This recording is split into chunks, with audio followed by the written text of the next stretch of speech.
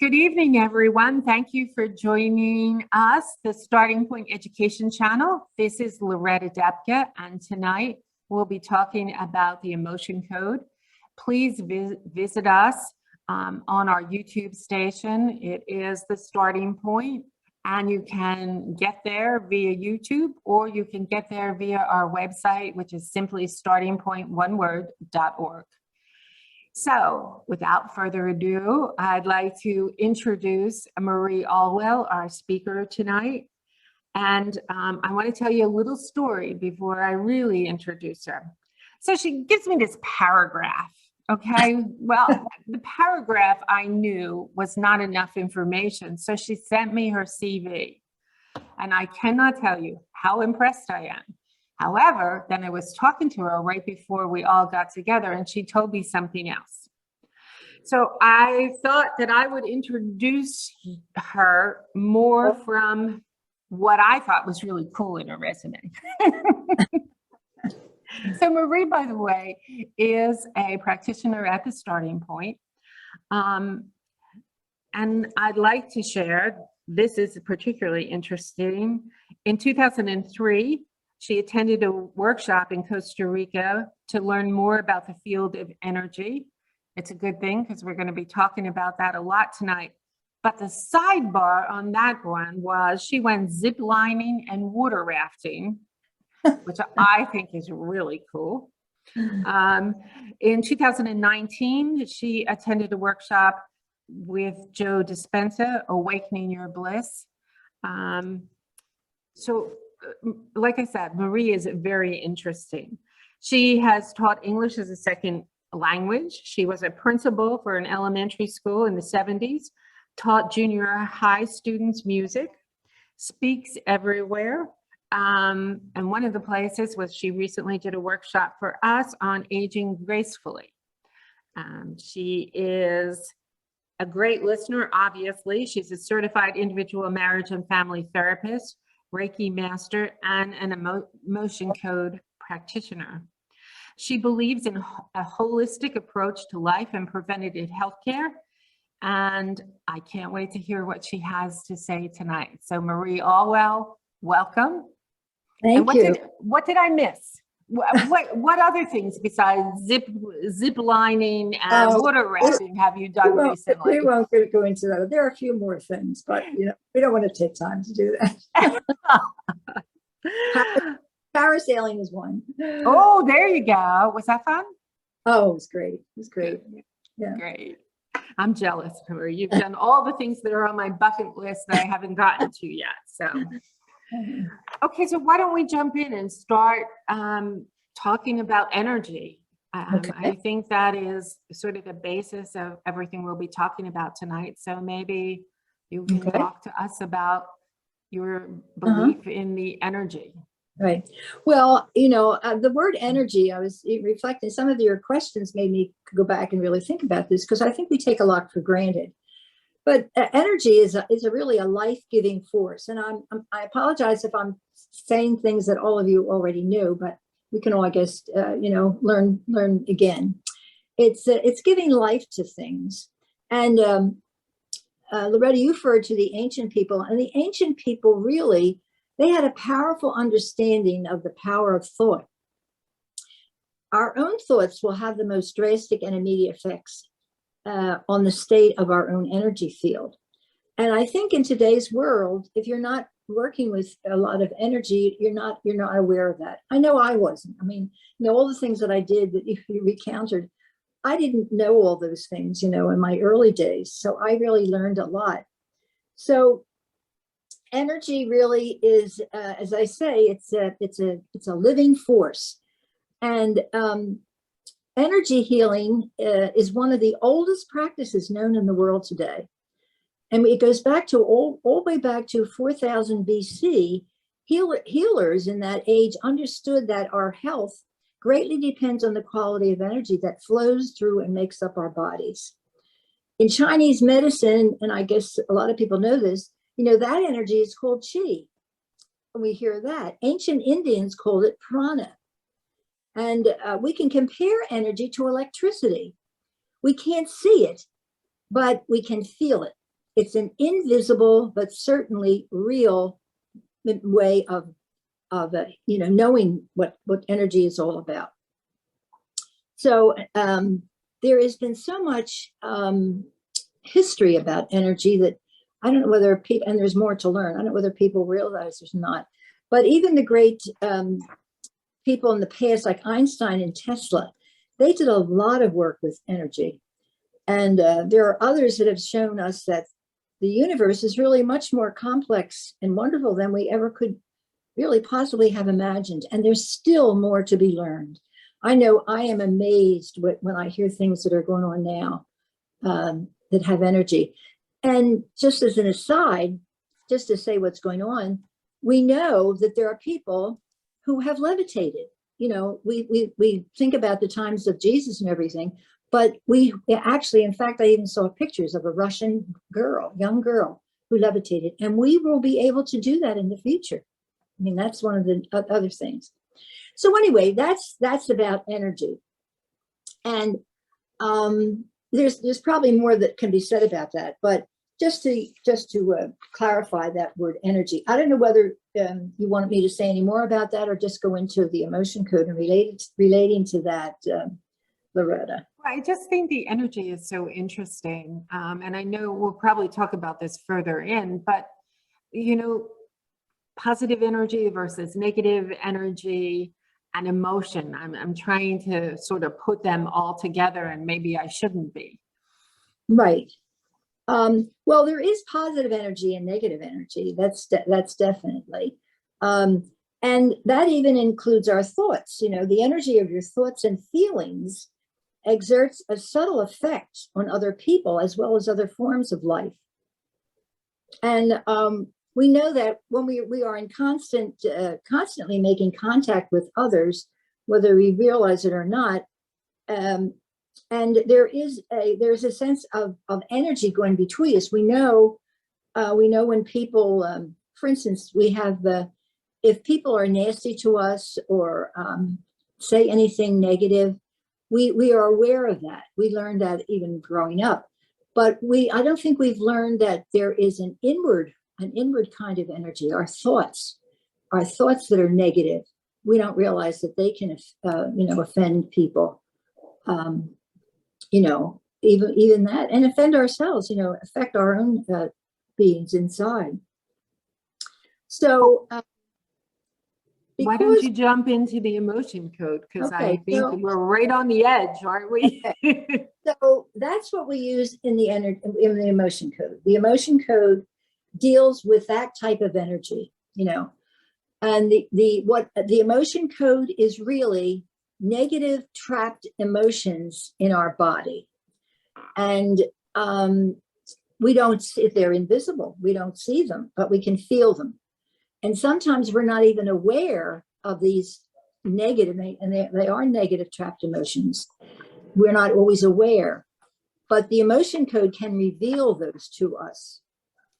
And maybe you can ask me more questions here. I'm just looking at things so I can move into it. You have here, we talked about ancient physicians, right. They really, I guess what I'm thinking about is Dr. Nelson's theory that everything, because this blows my mind, everything you've done in your entire life has been logged into your subconscious. I didn't realize our subconscious was that big. Yes, absolutely. And you referred to Joe Dispenza, and he works with the subconscious. That's his whole theory. We have to get deeper into ourselves in order to clear some of the problems in our own body. But as far as subconscious is concerned, I don't know whether any of our listeners ever heard of the Akashic records. The Akashic records you might want to check it out, but they reveal that every single thing we know. You can go and there's actually, and I checked this online, you can go to a person who can read your Akashic records. I mean, it's unbelievable. And the other thing, and I don't know whether they're believers in this or not, but also the tarot cards, they can read and tell what goes on or what is true or what is not true. So it's all our thoughts and our beliefs, and even near-death experiences, all of that people maybe not be aware of. they're all part of like a subconscious belief in things, which, are, I don't know where other people are, but are really true. So that's where Dr. Nelson, I think, is coming from. That's what he believes. It's like living on the inside, as it were. And of course, he has done many, many experiments with that in his own practice. He was originally a chiropractor. And by the way, I just want to mention that anyone who's really interested in knowing more about it, I'm going to show you this book. It's called The Emotion Code. And it really, I mean, if you read this, you really will know everything about the emotion code if you're anybody who's really interested in it. That's the other thing. A lot of people get messages through their dreams. So there's a lot of things that are like below the conscious level that maybe we don't really think about. Marie, where does that stand sort of with medicine, and are people accepting it as at least a possibility, if not entertaining the practice? Well, that's the thing. There are, that's what's being said, is that many, many doctors who are healers, and I was reading something, if I can recall it now, it said that when you go to a doctor and he gives you medicine and it clears it, but then when you get rid of it, it all comes back again. That happens to some people, so and I think, I don't know, everybody has to make a judgment for that, about taking medicine all the time. And this is the other thing in the near future that, I'm sure that you've heard about these med beds. Are you familiar? Well, that's part Why don't you tell the audience about them? Well, I don't know a whole lot about it, but I know that when they've used them in hospitals even today, even with the coronavirus, that there's something, and I don't know the whole what contains and everything. I don't know the whole story about it, but it heals the body. And they say that they're the kinds of things that are already in process. If you if you lie in the bed, whatever it is that's in that in that bed is really a healing presence for what's going on. And my suspicion is it has some kind of magnet in it, if I've read it correctly. Yes, I haven't read up on it, but that would fit right in with what we're talking about, is magnets, which is energy. And that's right. About the emotion code. We use magnets because that's the energy that we have to use to take out the negative, parts of our trapped emotions. And we'll get into that too. And I'll show you the magnet that I use. So do crystals play a role also? Well, crystals are all part of that, they're not as effective. Even oils, people who deal in oils and everything. So there are other things that you can use. Those who go to like a homeopathic doctor, that's very successful with some people, and it's not really the type of medication that is used, I don't think, with regular doctors. But I went to one myself years ago. I think I had a rash or something, and it really, whatever they gave me, really, and they had to send away for it. It cleared it up right away. Wow. So they're all different ways of healing. But the best thing with it all is we can heal ourselves, really. I like that part. I really like that part. Yeah. So it's really, negative trapped emotions are really, it's an imbalance in the body that creates distortion within the body. And of course, they're invisible. And we don't always know that they're there. And I think one of the questions you asked was, how do we know we have a trapped emotions? Yeah. We wouldn't know unless we have this information, really, because I didn't know, but it certainly makes sense to me, and it shows it has its positive effects. And I told you a little story today, Loretta, about that, about some people that I've worked with, have had really. Now, you can only release one trapped emotion at a time. So, like, you can feel angry about something one day, And the next day you can feel angry about something else and it doesn't follow through. Every single trapped emotion has to be dealt with. But once it's cleared, it will never come back. That's the good part. So anyhow, let me see. Am I okay with going on with that and how it's done? Or do you have any other questions? No, go ahead. I think what we really want to know is how does it all work? Yeah, okay. So first of all, I don't know whether, trying to figure where it is. I use a pendulum. Now, Dr. Nelson doesn't, I guess, I don't know whether he uses, you can use a different thing. Like this is my pendulum. I don't know whether you can see it. Mm-hmm. See this? Okay, now I can put it under my hand and I can say, my name is Marie, and it goes in a certain direction. Now I'm not moving it at all. It's going like a diagonal. That means yes. Then I say, my name is Grace, and it moves in the opposite direction. Now people think, people don't question me really, but it's, it's valid. I've been doing this for years and it's never been wrong.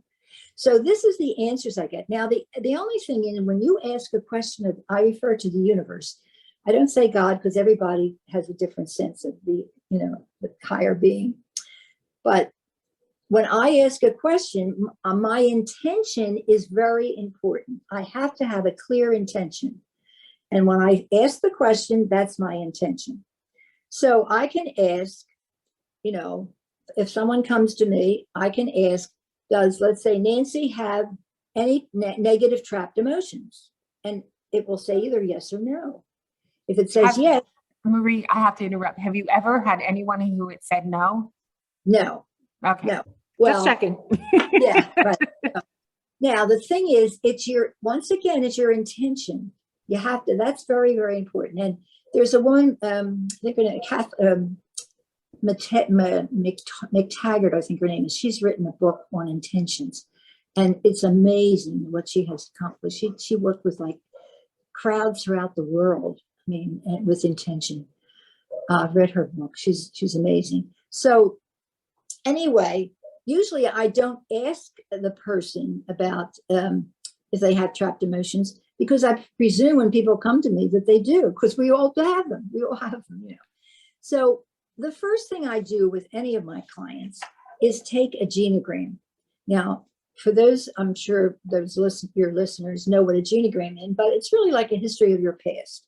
Your family, your siblings, any relationships, your grandparents, and what if they're dead, if they passed away, what did they die from?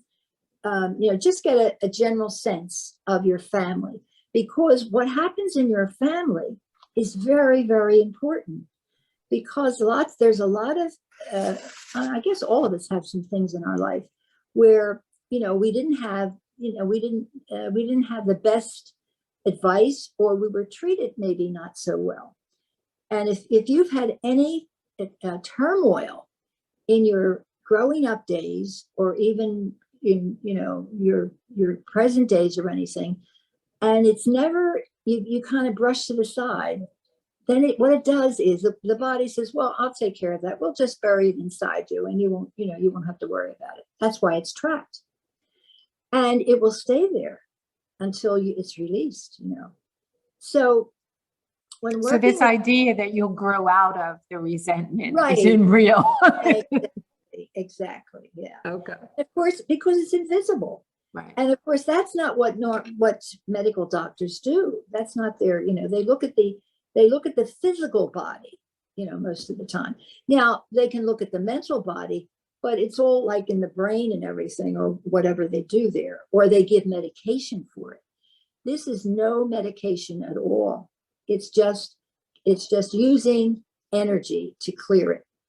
So if there's a particular situation a family is going through, or a person, I may say to them, what is it that you want to deal with? That's usually the first thing I say. What is it you would like to deal with? And they might say, Well, I have this problem. It could be a heart problem. It could be, I'll use one woman who has, I think I mentioned to, has palpitations, and I can't get rid of them, whatever. So I write that down, and that's what I start with. I get the client to determine what they want to work on. I don't tell people what they want to work. And it can be anything. It can be anything. So anyway, that's where we start. Now, after I find out that that's the focus of the session, then I ask the universe, is it is it in so-and-so's best interest to work on this trapped emotion? It never says no, because it's coming from the client. So now, to get rid of the particular trapped emotion, whatever it is, it could be depression, it could be frustration, it could be fear, it could be anything. There are 60 trapped emotions that are spoken of, and there are more than 60 there are more than 60 emotions, but of the 60, there's always one that hits it right on the button, as it were. And so, Marie, I'm sort of caught in this number that you just threw out here, the 60 emotions. Can you just give us a sampling? I have a feeling you have a list right there. Hold a second, I'll get it right now. Okay. Because I'm thinking, maybe 20, but 60? I'm not quite sure. Oh, there are more. There are more than 60. Right. I know that's what you said, but I just want some sampling to. But this is what I use. And this covers, it's like a coverall in a sense. You can see this. See if I can see it. Can you see that? Yep. Mm-hmm. Okay. There's 60 emotions. Now, there are 2 columns and there are 6 rows. So I go and I look at each one. I go, I'll say, is the trapped emotion in column 1? And if it says yes, and it will say yes because I'm using my pendulum all the time. Right. As I go through all the emotions, is it column? No, is it column A? If it says no, okay, then I omit all those in that list. Is it column B? And it says yes. Then I go back and I find out what row. So there are 6 rows. So I go down and I find out which row. Now let's just say row 4 comes out. So it's column B, row 4. These are the 5 emotions that are listed: depression, frustration, indecisiveness, panic, and taken for granted. They're the 5 emotions. Then I will ask which one of those, and once again, I'm using my pendulum all the time. Is it depression? Is it frustration? Whenever it hits the right trapped emotion, it will say yes. So then we ask about that. We talk about, about that. And then once again, because emotions are energy, then it has to be countered against that by using another form of energy, which is a magnet. This is the magnet. Now, this is a Nikon magnet that comes from the company, but you can use, people are amazed. I don't usually talk so much about this, but you can even use a refrigerator magnet. So this is a double magnet here, the little rollers here. And then what I do with the intention is I use that to get rid of the trapped emotion. Now, a little information before this. In our bodies, we have 12 meridians. Those who are listening, I'm sure, know that you go to flip my mind now, an acupuncturist who puts needles in certain points in your body. Okay. Well, these points that he uses are meridians. There are 12 meridians, which are, energy places in your body that are in your body. And the 12th meridian is called the governing meridian. And it goes from the top of the lip all the way back to the base of the spine. And that covers all your points, as it were. So what I do is I don't have to do that whole area, just have to do part of it. So what I do, whenever I find the emotion that is trapped, I will take this magnet, this little ball thing, and I will go over, I will do it, but my intention is I'm doing it for the person. Now, the person could do it too, but it's easier for me to do it because, that's my intention and I'm working with the client. So I erase that by taking this meridian, this little ball thing, and I do it 3 times like this. I could go from start. Actually, the meridian itself starts from the top of the lip and it goes all the way back to the base of the spine, but I don't have to do that whole thing. I just do it like this, over my forehead, over the back of my head, and down over the back of my neck. And I do it 3 times. And then I ask the universe, has it been untrapped? It has never, never said no. Wow. Now, you can have a inherited trapped emotion. And I will ask that. Like in the beginning, I'll say, let's just suppose it's depression. And I'll say, has this been inherited? If it says yes, then I have to find out, did it come from the mother or the father? And then whatever is, if it's the mother, then I say, well, is it this generation of the mother? And if it says no, then I have to keep working the years to see what generation of the mother it was trapped in. So I'll start with it. I'll say, is it the present mother? It says no. Is it the 5th generation? No. The 6th generation? No. Whatever. I have to keep going until I find out what generation in the mother did this negative trapped emotion come from. There are some clients that have gone to 300 generation in their families. I know it sounds odd, but that's what happens. And then if it's inherited, then instead of doing it 3 times over those areas, I do it 10 times. And then I say, I ask and intend, I'm only using the word intention, I ask and intend to remove this, whatever it is, depression, from the mother's, whatever it is, 100th generation, and I do it 10 times like this, 1, 2, 3, etc. 10 times. And then I ask, has this been removed? And it has never said no. That's amazing. So that's really the basis for the experience. Now, and of course, I keep a count, and my clients can do it too. I keep a count of every single trapped emotion that comes up. And then I always ask, in the process, after I release a few trapped emotions, I'll ask, shall I continue? Can I continue? And I keep going until it says no. And the universe knows when to stop. I mean, it's amazing.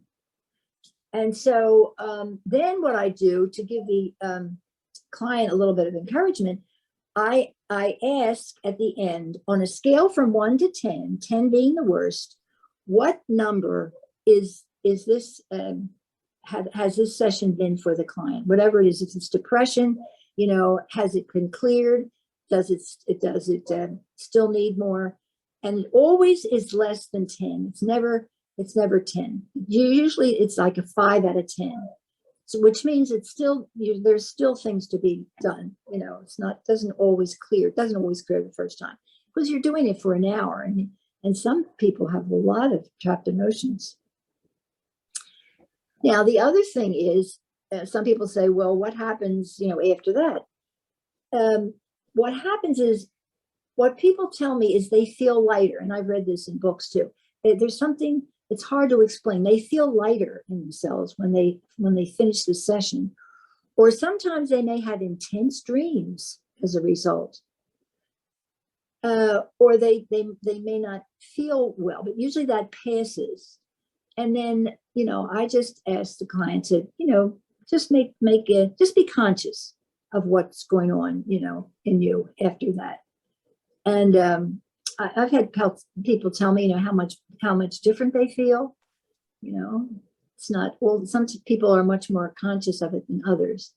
But all in all, you really have to experience it in order to understand it. And it's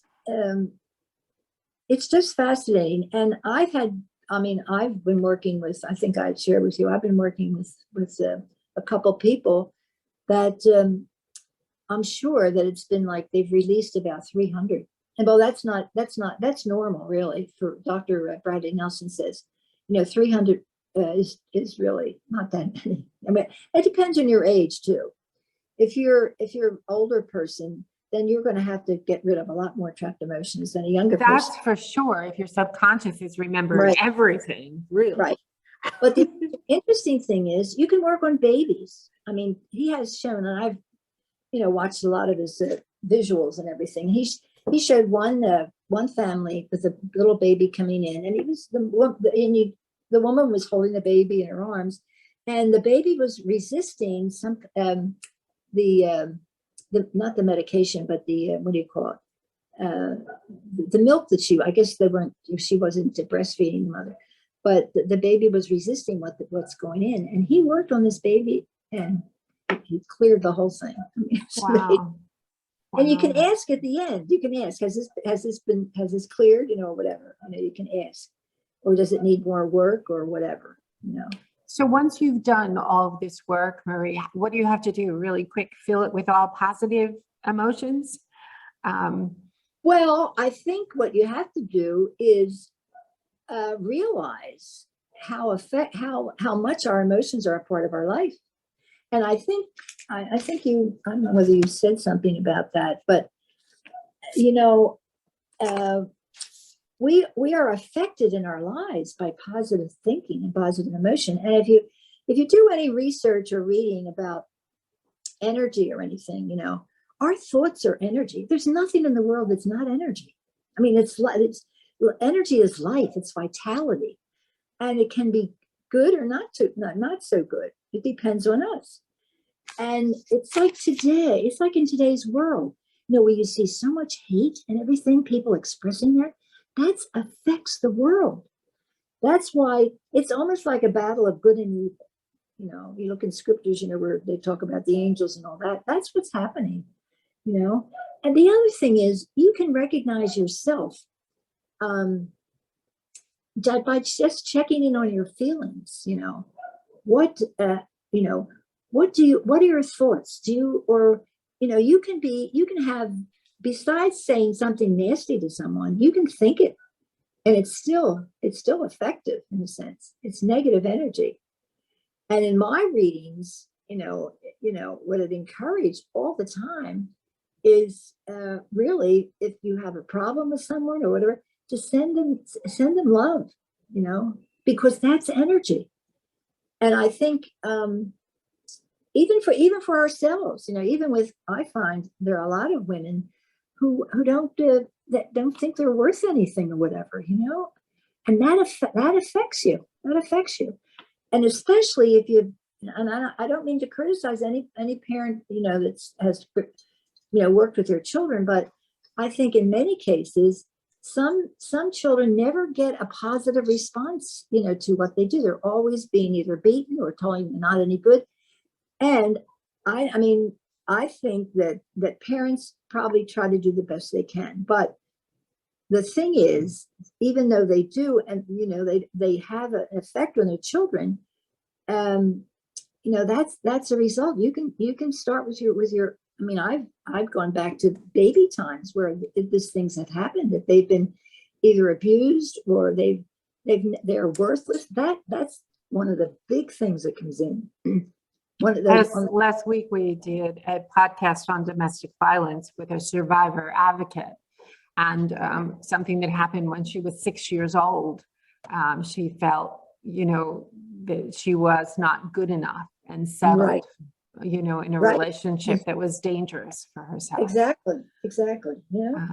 And so, we can find those things out. And I don't know how many times that like the word worthless comes up, for like, it could be 10 times in a row. But remember, each worthless is a different moment in time. So I'm always telling, especially women, or what doesn't have to be women, I deal with men too.